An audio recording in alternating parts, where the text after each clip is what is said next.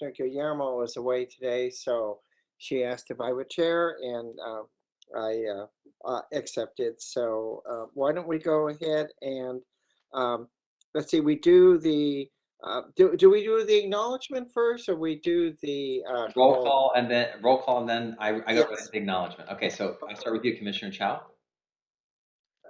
Okay, present. All right, and Commissioner Green. Present. Okay, I will read the Ramaytush Ohlone land acknowledgement. The San Francisco Health Commission acknowledges that we are on the unceded ancestral homeland of the Ramaytush Ohlone, who are the original inhabitants of the San Francisco Peninsula. As the indigenous stewards of this land and in accordance with their traditions, the Ramaytush Ohlone have never ceded, lost, nor forgotten their responsibilities as the caretakers of this place, as well as for all peoples who reside in their traditional territory. As guests, we recognize that we benefit from living and working on their traditional homeland. We wish to pay our respects by acknowledging the ancestors, elders, and relatives of the Ramaytush Ohlone community and by affirming their sovereign rights as First Peoples.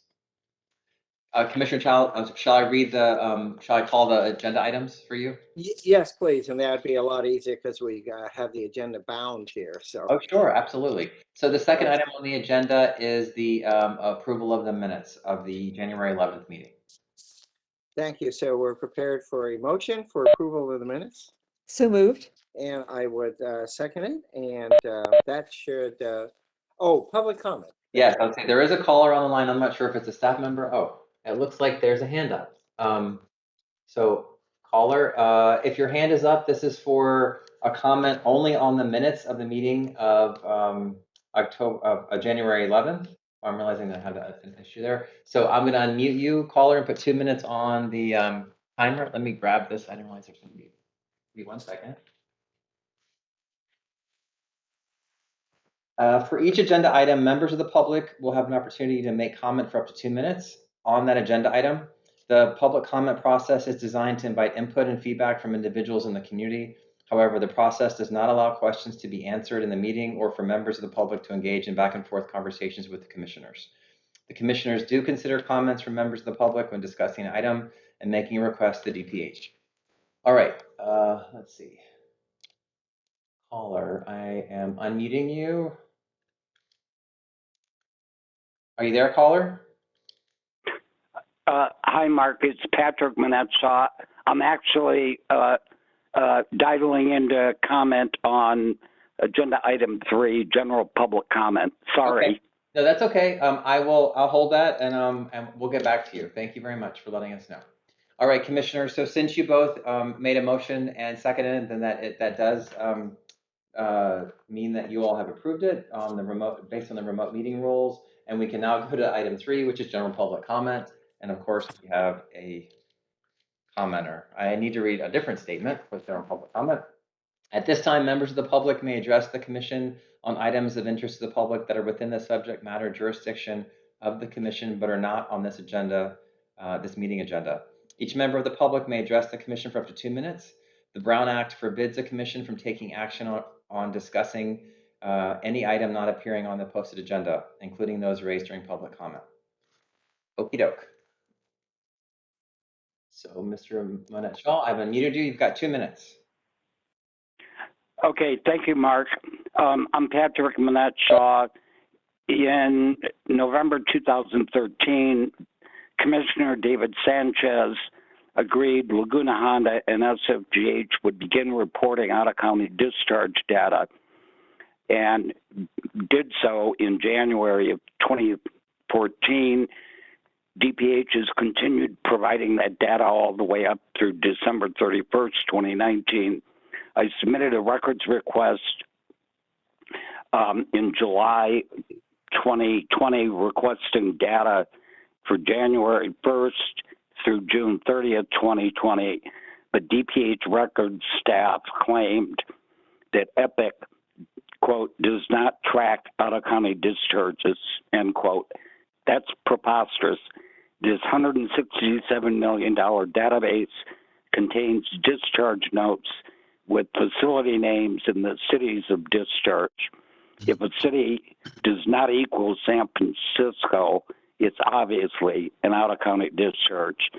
In June 2021, Epic Systems Media Relations Department revealed discharge data is, in fact, contained in structured database fields in EPIC's patient flow module. The Sunshine Task Force ruled in favor of my complaint and ordered DPH to produce the missing records. This JCC should direct DPH to comply with the Sunshine Order of Determination. Comically, yesterday, DPH has gone from claiming there's no discharge information in EPIC whatsoever to now saying it's in a free-form text field that is too difficult to extract. You are not above. Thank you for your comment, Mr. Minute-Shaw. The 2 minutes is up. You have to comply with state law. All right. Commissioners and anyone else, we can move on to item 4, which is the executive team report. And thank you, Mr. Minette-Shaw, for your comments. Yeah, I think, Mark, however, let's have Mr. Minette-Shaw, if he wishes, place his comments in writing so that we could ask staff to evaluate this, because we certainly want to make sure the public is getting its information. Yes, well, he sent, Mr. Minette-Shaw sent a lengthy email, which I forwarded to you right at the beginning of the meeting, which does go into the details of this. But I'm sure he will also submit written public comment if he wishes. Thank you, Dr. Chow. Okay, thank you very much, and we'll track that, and let's proceed to the next item.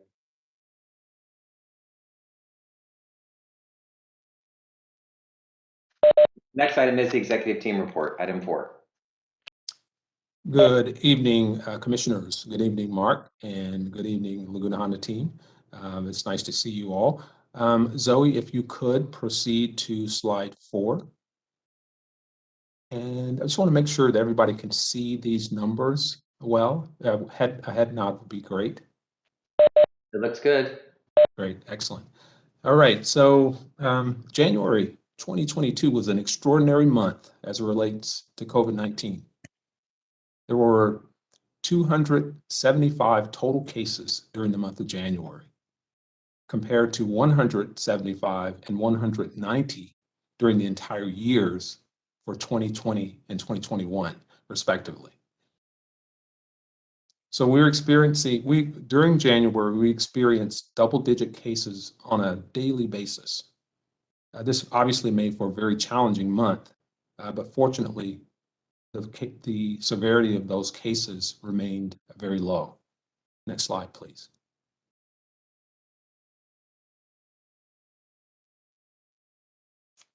So here's a look at our a rolling 2 months of staff and resident cases. Both staff and resident cases exploded during the end of December and peaked in early January. Cases declined nominally during the rest of the month and significantly declined during the last week in January. Next slide.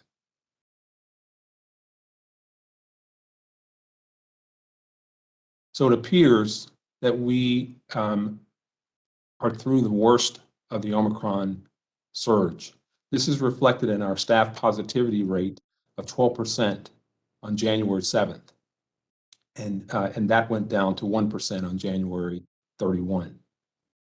It's really no surprise that we were able to weather the impact of the surge due to our high vaccine and booster rate.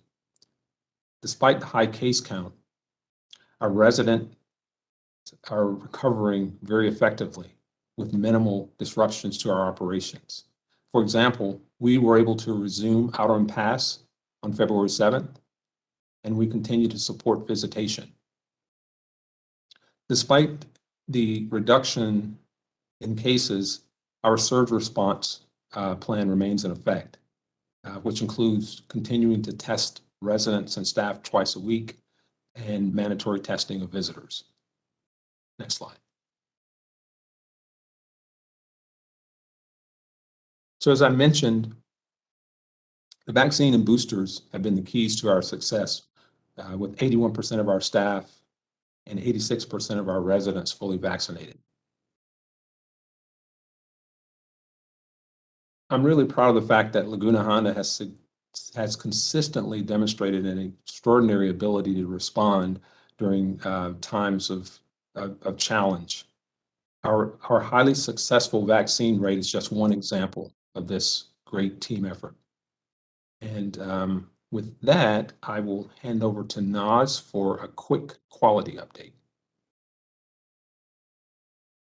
Good afternoon, commissioners. So I just have 2 slides in this evening's CEO report to share with you some updates from quality management.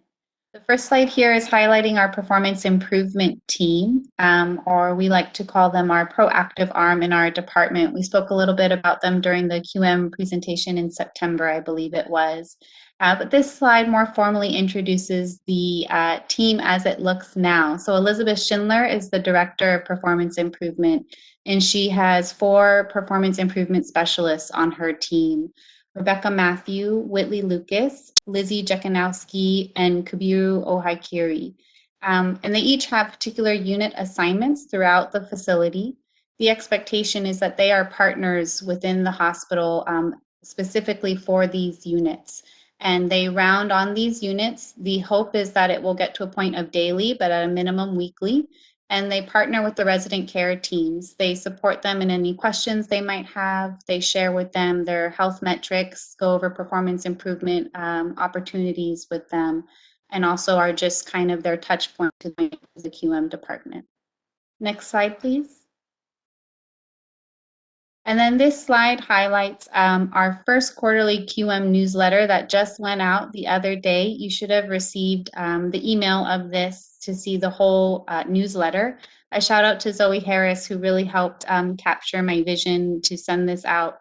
The first newsletter was just kind of to level set. So really to highlight and share with the whole facility, all Laguna Honda staff, the new structure of the quality management department.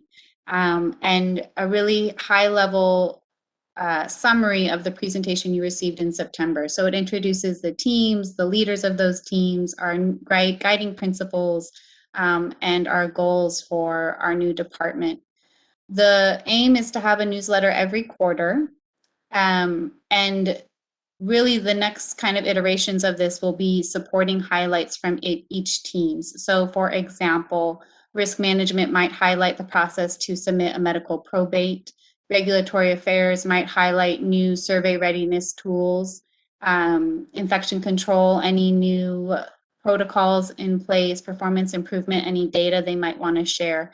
And so these will be the format moving forward, and happy to share them with you as they come out. Next slide. Thank you, Michael. Thank you, Naz. So here's a look at our admissions, discharges, and expirations during the last year.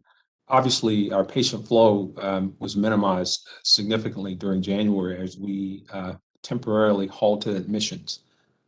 We anticipate restarting admissions probably within the next couple of weeks. Next slide.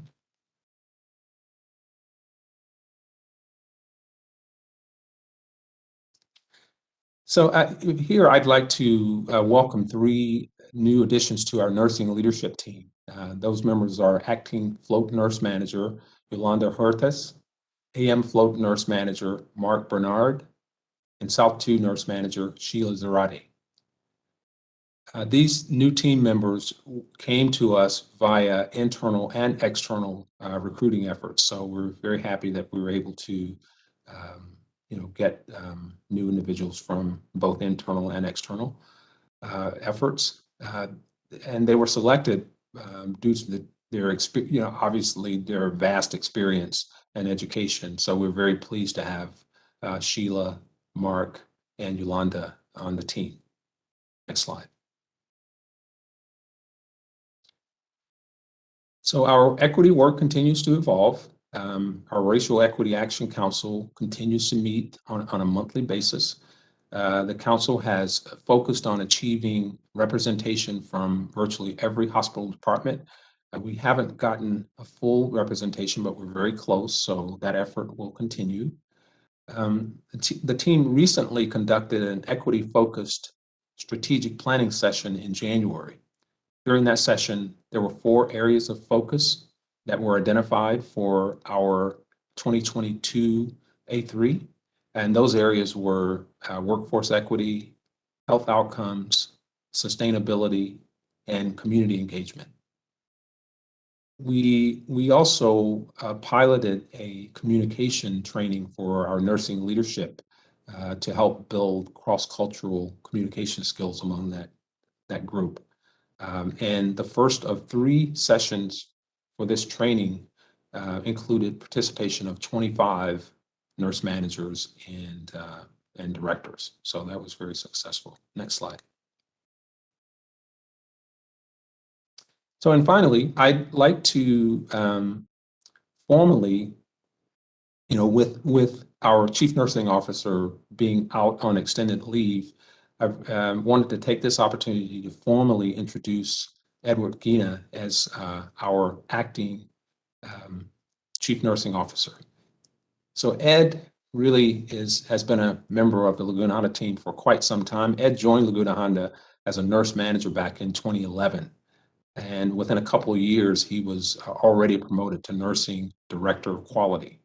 Ed also has served as our nursing operations director since 2016, since May 2016. And I'd like to end by saying Ed really was the obvious choice to fill this important role. He is an exceptional nurse leader with an in-depth knowledge of the unique history and culture of Laguna Honda. Ed has earned the trust and respect of staff and residents. And moreover, he has added immediate value with his presence on the leadership team. So we're very fortunate that Ed has accepted this important responsibility. Congratulations, Ed. And I'll pause here and we'll try to answer any of your questions. Commissioners, may I check the public comment line first to see? Yes, please. So I see a hand on the public comment line. I just want to make sure that folks know that we're on item 4, the executive team report. And so all comments would be for this item. I will go to the caller with a hand up and I will unmute. Caller, are you there? Hello, caller. Oh, hey, Mark, it's just Patrick again. I would like to request that you also send me the PowerPoint file Mr. Phillips and his staff just delivered. Thank you. All right, thank you for your comment. I'll do that later. All right, thank you. Commissioners, any questions for the team? Yeah, Commissioner Green? Well, thank you for the report and thank you for answering so many of our questions in advance. It's really, really useful. I guess the only question, and this is more kind of looking into the future, we really don't know. We've got several residents who are vulnerable to new variants of COVID, and very little direction on future boosters, the development of future vaccines that might be more targeted to future variants. Where are we looking to? I mean, I know our DPH has a finger on the pulse, but within the structure of Laguna Honda, how are you kind of getting the updates? You were among the first to vaccinate in the whole city. So in terms of having processes to identify need, what are you thinking?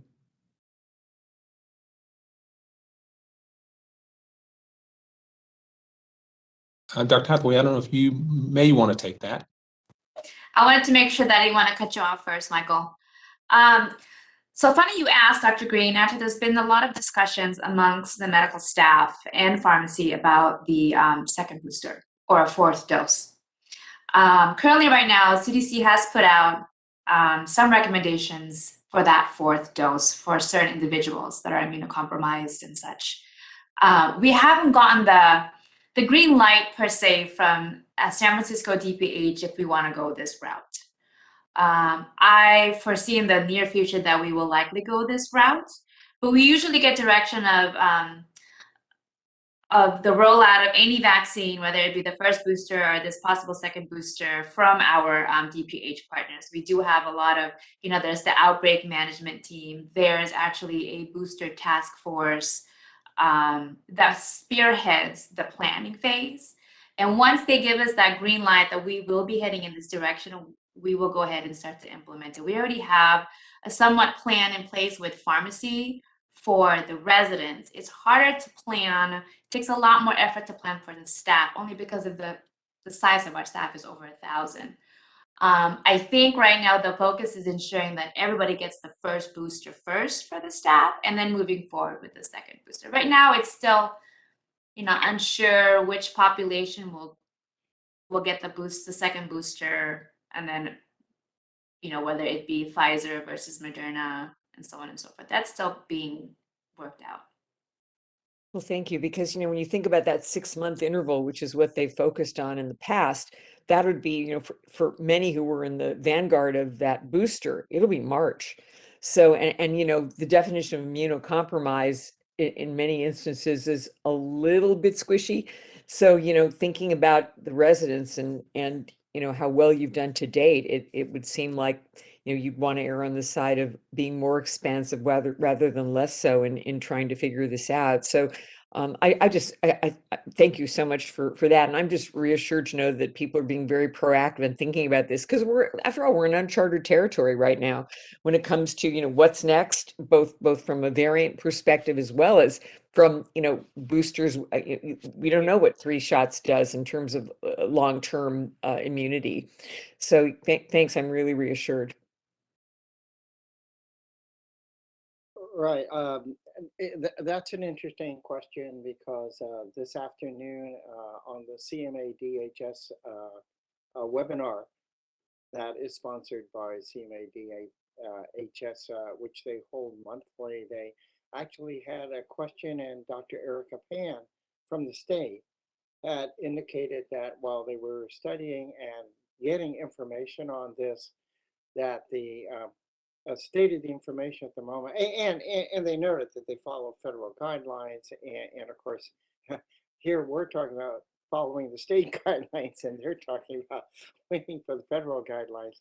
But she did say that yes, this was something they were also studying, but that they were feeling assured at the moment that a lot of comments have been made that maybe 3 shots actually is enough, as they have been quite effective with the Omicron at this point. And of course, we've got Dr. Gandhi here, who had also indicated that we shouldn't forget about T cells that are actually present. So I've asked myself also the same question, and I I guess I will also wait for guidance.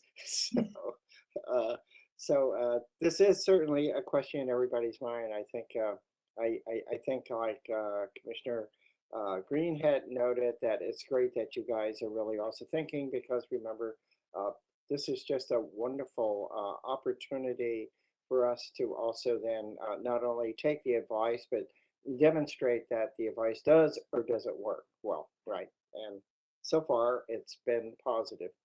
Uh, so I was thinking on that we're now about 8 days into February. Does that curve in terms of positivity and both on residents and staff continue to drop, or has there been a leveling off? Or I think it's amazing that you're saying that the positivity rate by testing is 1%, but what about cases? For February, thus far in February, I think we've had a total of 18 positive cases. 2 of those are resident. And so we seem to be holding steady in terms of with the direction of the recent direction of the decline. And we don't get so many texts in the middle of the night. So it so far seems to be holding. Okay, very good. I realize it's still early in February, but it's good to hear that the trend is continuing at Laguna, which of course is almost vulnerable population here in the city. I know everybody, including City Hall, watches it very carefully. So I did want to compliment you also on the quality newsletter, and thank you for sending a copy of it. And I can see that it's very comprehensive. I would suggest it might be useful for at least maybe the next edition, because you gave a great introduction, and I'm sure that the next quarterly newsletter could also help inform the commissioners as to the continuation of the work that you're doing. I do find that it's exciting that you're dividing your PI team. What is that the correct name for it? No, yeah, PI team yeah, by wards. And I've actually seen that done in our acute hospitals, saying that they were going to take certain floors or certain areas. So is there a reason that this actually could work better in the type of environment we have here? And then does that all draw back together in some sort of a console, or how does that function? That's a great question. And first, thank you for your acknowledgement, and I'd be happy to share the quarterly newsletters as we move forward. I think part of that vision is to ensure, because we're such a large facility, and every unit is so unique within the facility, we wanted to ensure with this new restructuring that everyone had dedicated support. Of course, the whole department is available for the entire facility. It's always nice to have a touch point individual, just as we have what we call executive sponsors, folks from our executive leadership who are also assigned to units as a specific touch point if they have certain issues. And then to your question about, how does it all come together? Our PI specialists, they meet as a whole team twice a month. We also have department daily huddles where we discuss any top of mind issues. So that would be if anything came up while they were rounding, or if they had any questions, we would discuss it during our huddle during that time. So, no, that I think it's helpful, and that's why Commissioner Green, don't you think? I mean, it's such a nice newsletter that is so informative that it would be useful for a while to be able to follow it. Although, we know that it is directed towards staff, of course. So, does the entire staff get it? Yes. Yes, it goes out to all staff. Okay. Whether they open it is the other thing, but yes, it does go out to all staff. Well, I hope so too. It's just such a very nice job, really. Thank you so much. Thank you very much. Yeah. Commissioner Green, any other questions on the executive report? No, some were answered in writing, and I'm very pleased. Thanks so much. Okay, thank you. Right. Shall we go to the next item? Yes, sir. Item 5 is the regulatory affairs report. Back to Nas. Okay, I'm going to share our regulatory affairs report this evening. The information that's reflected, the information presented to you is reflected for the month of January. For the month of January, we had 31 facility reported incidences to CDPH, 0 anonymous complaints shared with us from CDPH. You can see the breakdown there of the 31 cases. 25 were allegations of abuse, with, again, our most 13 being resident to resident, and 6 theft fiduciary abuse, and the breakdown there as well. For our survey activity for the month of January, we had 2 what we call unannounced site visits, or CDPH refers to them as abbreviated surveys. One of them was just for facility reported incident follow-up and anonymous complaint from a prior date. The second was our expected revisit survey, where we had 4 surveyors on site for 2 days. They conducted their exit conference on January 21st. They shared that the substandard quality of care would not be lifted at that time, as we were not found in substantial compliance for both F tags of the facility. We were found in substantial compliance for the F tag related to nursing competency, but we were not found in substantial compliance for the F tag associated with free of accident hazards, supervision, and devices. So we will expect a second revisit. They gave us great feedback, so we know where we need to improve, and we are prepared for that. And we've not received word when they will be back. We do hope they'll be back soon, just so we can address these concerns with them and lift the substandard quality of care. For the month of January, we submitted a number of plan of corrections. As you can see them broken down, underneath is the tags that were addressed for a total of 7 plan of corrections. Many of them were for prior incidences that occurred early in the year 2021, and one was a resubmission for the extended survey. So we submitted a resubmission of our plan of correction on January 14th, and they came very quickly on January 20th to review the contents of that plan of correction. Zoe, do you mind scrolling down, please? Thank you so much. And so we still have 164 facility reported incidences that have not even begun their process of review. So, and you have the breakdown in the graphs below. Any questions or comments at this time? Let's ask for public comment. Sure. Folks on the line, if you'd like to make comment, we're on item 5, the regulatory affairs report. Please press *3 to raise your hand so we can acknowledge you if you'd like to make comment. *3. All right, no hands, commissioners. Okay, thank you. Commissioner Green, Yes. further questions on this? Yeah, thank you for reviewing this. We asked this at the general as well. We had a little bit of traction over there in that they made a site visit, and I believe a few of the pending investigations were closed, which was a shock that we suddenly had this uptick in response. But you look at this, and there's some 3 years plus old. So, do you have any sense of when these might be addressed? It would be so nice to, at a minimum, get the gray to go to orange and the orange to go to blue. When do you I agree expect with the you. color shift? When will the color wheel shift? I know, right?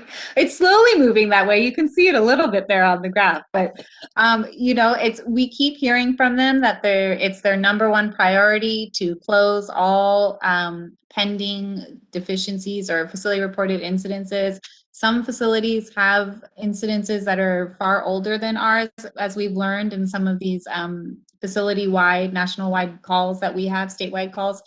And so, it is their priority. What that means for them, I'm not sure. I know that our local office has been impacted by COVID just by every other office.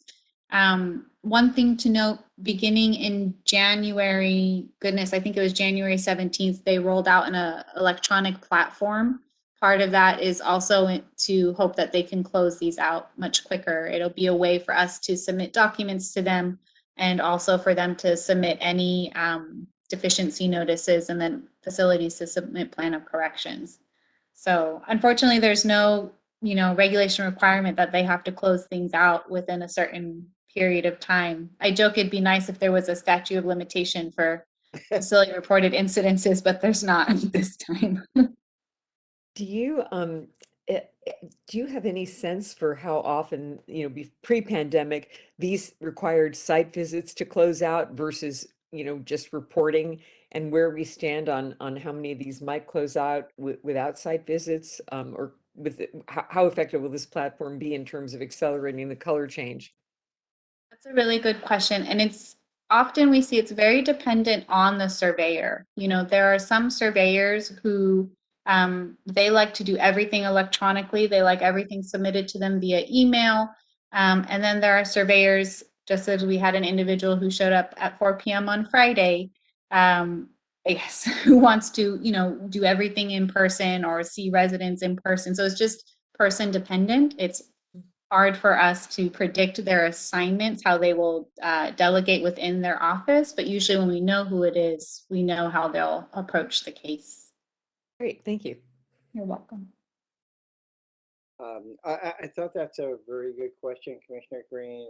I'm wondering if why there's such variation in surveyors. I realize we're not the state, but doesn't the state actually use some sort of a process to train their surveyors, or to the best of your knowledge? I realize I would imagine so.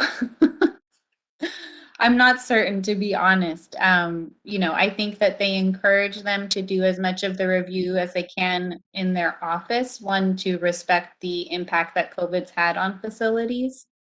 And again, it's just some folks like to come to the facility. I will say it's been nice to, they've had a lot of movement and change within their office in terms of their management and directors. And so we are building those rapport and relationships, and it's been great to give feedback and suggestions to them and, them take it back to their team. Okay, well, Well, I'm glad you seem to be aware of the different styles for the different surveyors so that you could tailor yourself and try to respond to them right in a fashion that answers their needs. That's for Yes. uh, uh, I was wondering if you could remind us again of the significance of the F citations as versus the other letters. Sure. So all the F tags are for the federal, they're the federal tags.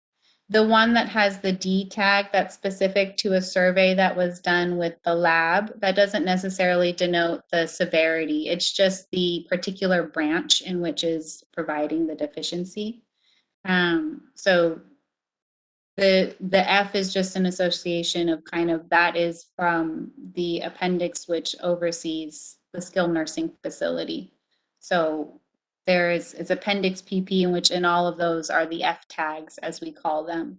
The scope and severity is where we pay attention to because that lets us know in which we can add that moving forward in our report.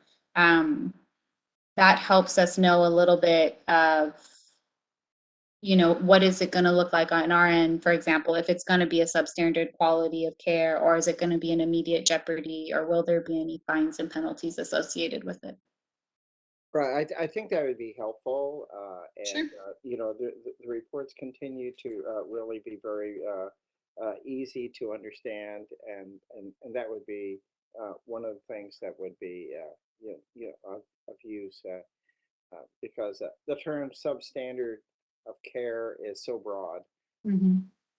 One can picture all kinds of terrible things happening, or maybe not so terrible, as you said. It was a matter of of having a process of doing something or clean the pot or something. So there's Yes. a lot of subjectivity in the term, and I think by clarifying how it affects the institution is important too. So Absolutely. okay, thank you. Um, if we have no further questions, shall we go on to the next item, please? Yes, sir. Item 6 is a presentation on the renovation of M and O wings.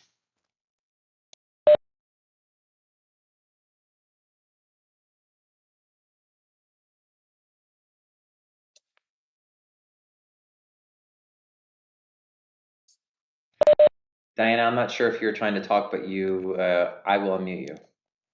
Oh, sorry. I'll get out of your way. Sorry about that. I didn't even notice I was muted. Good afternoon, commissioners. I'm Diana Kenyon, Director of Facility Services here at Laguna Honda. And I've been here at Laguna Honda just about as long as Commissioner Chow has been a commissioner. It'll be 29 years for me this summer. So the M&O wings of the administration building are being fully stripped out or gutted and remodeled.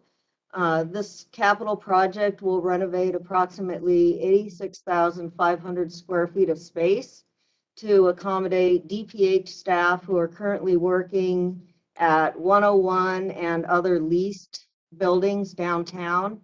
This project has a total budget of $82 million. And the construction is anticipated to start in September of this year with a 1.5-year duration, with move-in expected July of 2024. However, currently the start date is delayed due to city planning review. Next slide.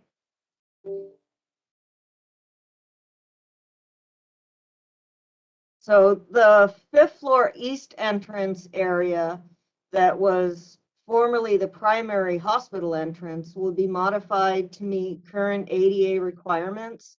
This is a rendering of what it will look like after all the construction is complete. As you can see, the existing canopy structure and ramps will be completely removed, and a new ADA ramp and stair landing will be constructed. The sidewalk in front of the building will also project out slightly into the parking lot, but not beyond the row of vehicles into the roadway. This will allow for continuous pedestrian access across the entire width of the building. Next slide, please. Here's another view of the new entry steps and landing. The steps and retaining walls will be constructed of contrasting colors of concrete as shown on the two color swatches on the right. There will be integrated seating benches cast on each side of the entry landing. There will also be built-in bicycle racks near the entrance on this level, and additionally on the west side of M&O wings, down on the 3rd floor, where there's currently a drive-through breezeway between wings M&O and K&L.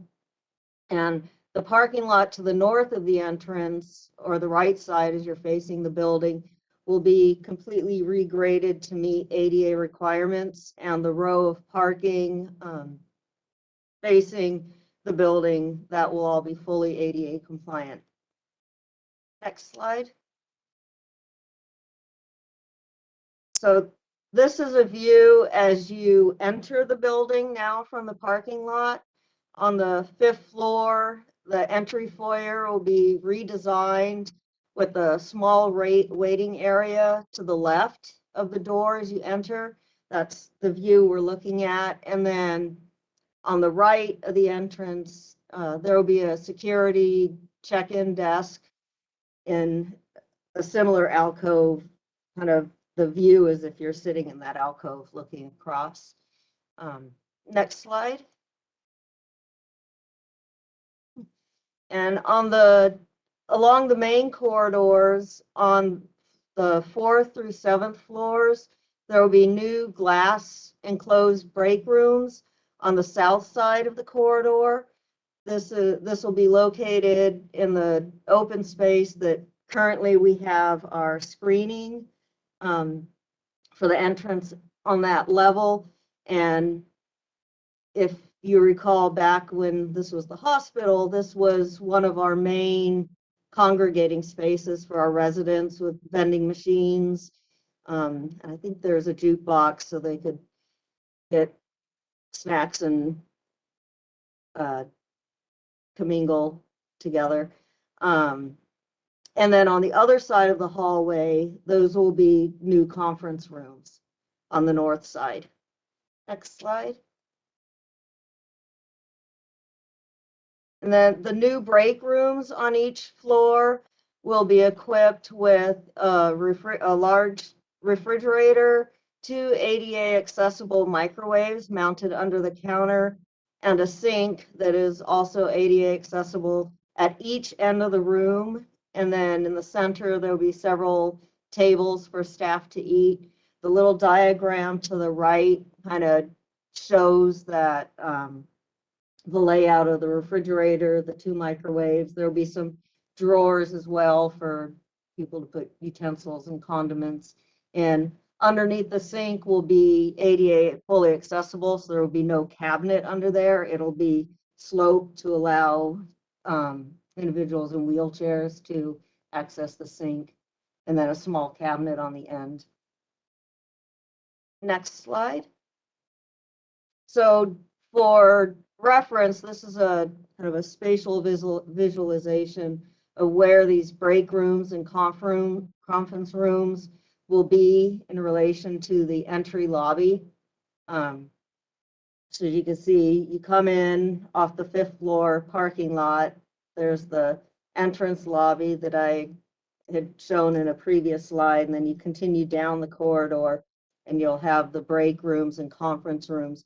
And at that point, that's pretty much where the construction or the remodel ends. Next slide.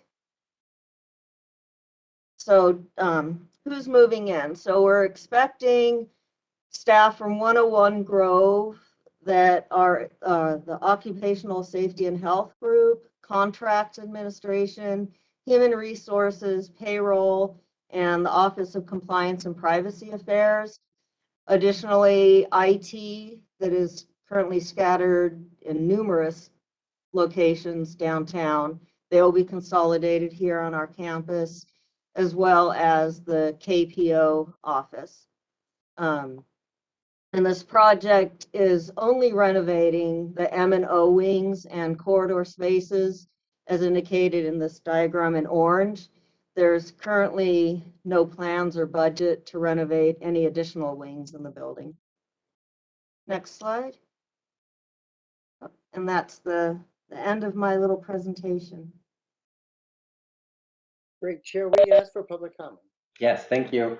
Folks online, if you'd like to make comment on item 6, the presentation on the M&O wings, please press *3. So we can recognize you. *3. I see no hands. Oh, I'm sorry. I just saw a hand. All right. My timer. Hello. Yes, you were unmuted, and you've got 2 minutes. All right. Thank you, Mr. Morowitz. This is Patrick Manette-Shaw again. I don't know if I missed hearing Ms. Kenyon indicate when construction is going to be complete and when the M&O wings will be open. Could she repeat that, please? Sure, Patrick. Construction is expected to begin later this fall. That's dependent on when it clears planning and they can set it to the documents to bid. And they're expecting a 1.5 year duration of construction. If we start on time in the fall, we plan on having the occupants start moving in July of 2024. Thank you. So commissioners, back to you. Okay, Commissioner Green. Yeah, I guess where do we learn a little bit about the financing on this when we get reviews at the JCC, well, actually at the commission?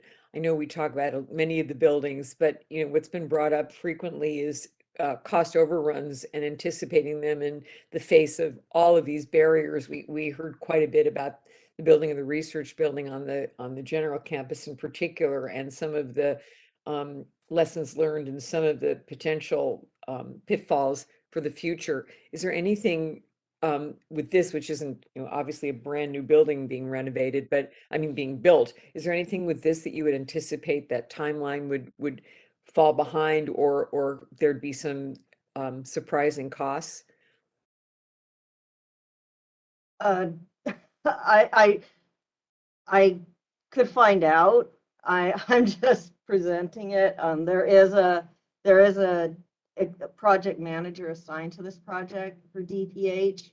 And then we have our director of capital planning and facilities and capital planning that has a lot more of that information.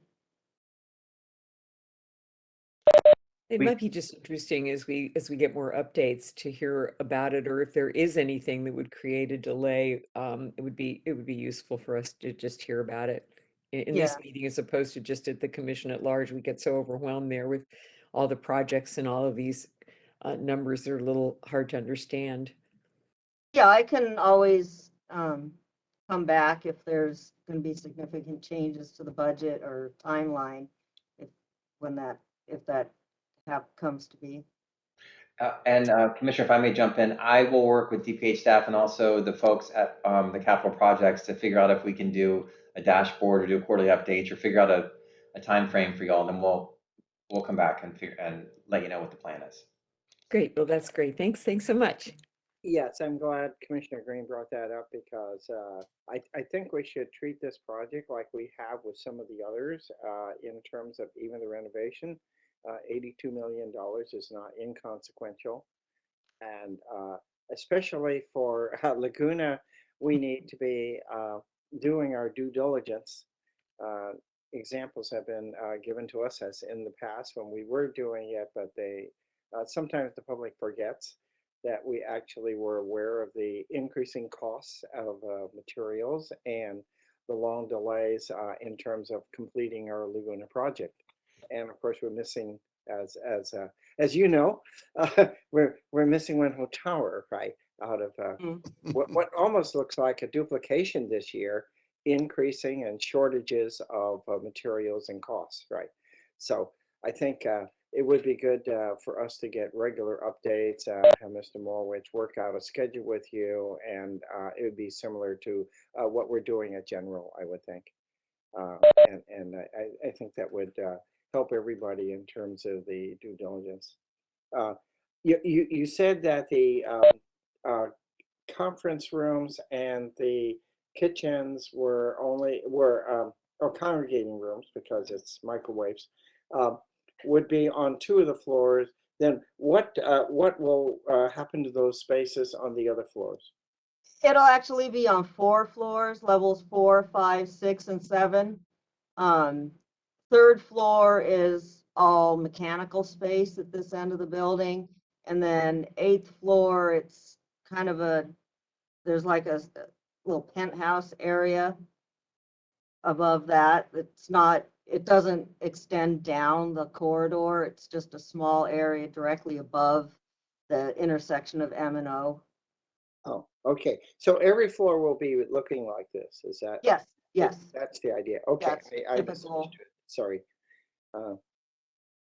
Well, it'll be interesting to see a new a new wing there, and I'm just trying to think of how many years we've talked about what will happen to the buildings and when, and it looks like it is taking shape. So now we'll next need to wait for the build out at General, I guess is the idea, right, in the future for other parts of the department. So. And commissioners, I believe that as that project is moving on, that also triggers the 101 Grove move, because as they empty out the staff here, eventually we won't need this building and we'll have to figure that out. Just want to remind, and you're aware of the history where even Dr. Katz had talked about already trying to move and having, I don't know how many multiple plans we have. So I might even get to see the completion of this. As you 35-year period of time. Yeah. We should have you, Commissioner Child, this is John Grimes. We should have you do the ribbon cutting. Yeah. When you come here. Well, that'd be wonderful to complete another project. That'd be great. Great. All right, shall we move on to the next item, which is the closed session, consideration of closed session? Okay, so a motion for consideration of the closed session. So moved. And I would second that. So Well, I will just check with public comment to make sure we don't see if we have anybody. And folks online, if you'd like to make a comment on item 7, closed session, please raise your hand, and we have a comment. All right. All right, caller, I put 2 minutes on the clock. Thank you, Mark. This is Patrick Manetshaw again. As you go into closed session, I would like to remind you that we need the M&O project financials monitored closely and reported to the public routinely because of the potential for cost overruns, similar to what happened that destroyed building the 420 skilled nursing units from the 2010 reopening of the new hospital. My hope would be that the Health Commission would start focusing on additional skilled nursing beds being built at Laguna Honda, since there is such a immense shortage of SNF facilities in the city. I think you should stop the project on housing and focus on skilled nursing additional capacity throughout the city, so we can stop dumping patients out of county that need SNF beds desperately. Please consider looking into funding sources and building out additional SNF capacity in the city quickly. I may need one of those beds someday. Thank you. Thank you for your comments. All right, everyone, if you get, actually folks on the line, just know that we will be back while we're in closed session. I don't think you hear anything or music, but the meeting takes place away from you, and then we will be back afterwards just to close out. Folks in the meeting, give me 30 seconds to move us over. Okay, we're back into open session. Commissioners, please consider a motion to disclose or not disclose discussions held in closed session. You're on mute, Commissioner Green. Move not to disclose. Okay, I would second that. So I don't think we take public comment on that question. No, we do not. And there's no one here in the public anymore. It's just us. And so now please consider a motion to adjourn. Move to adjourn. And I would second that. So I want to thank everybody and a happy Lunar New Year for everybody and a happy Valentine's Day, I guess, in February.